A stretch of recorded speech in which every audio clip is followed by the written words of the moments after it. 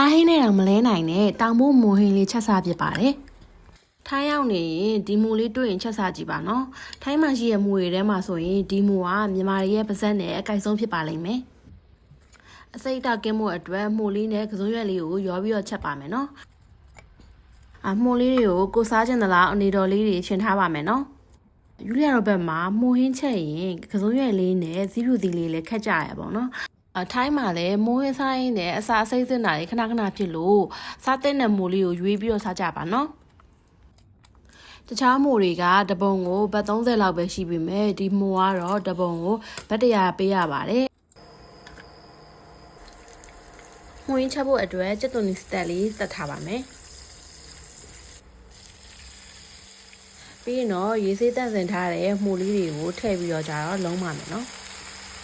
ရတာအနေနဲ့ကတော့ယူလီယာကဒါရှိမုတ်တစုံနဲ့စားပဲထည့်ပါတယ်ခဏလောက်လုံးထားပြီးဆိုရင်တော့ရေလေးထည့်ပါမယ်မှုရဲ့အသားပေါ်တော့နည်းနည်းမာတော့ကြတော့ရေခဏခဏထည့်ပေးရပါတယ်ကိုစိတ်ကြိုက်အနေထားရပြီဆိုရင်တော့မျိုးသီးစိမ်းလေးတွေခတ်ပါမယ်ယူလီယာကတော့တချို့တစ်ဝက်ကိုအတောင်းလိုက်ထည့်ပြီးတော့